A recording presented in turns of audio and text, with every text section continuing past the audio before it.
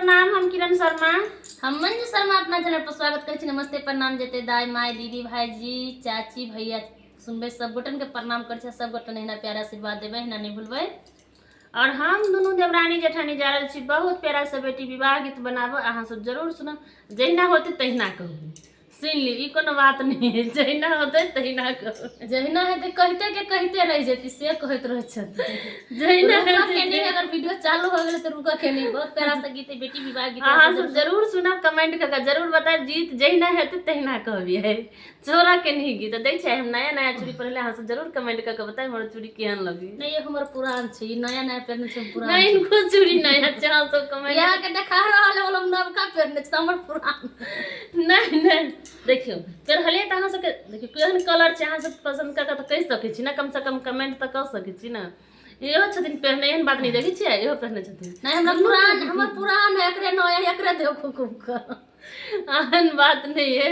बहुत प्यारा सा बेटी विवाह गीत है, बहुत सुंदर बेटी विवाह गीत है। सब जरूर सुनबे और जरूर कमेंट करबे। गौरी के साथ सहेली रहे छथिन, लेकिन फुलवारी जाए छथिन बाट में जोगी भेटे छथिन। गीत के माध्यम से पूरा सुनाब, लेकिन निक लागत त कमेंट जरूर करब अहाँ सब और प्यारा आशीर्वाद जरूर देबे।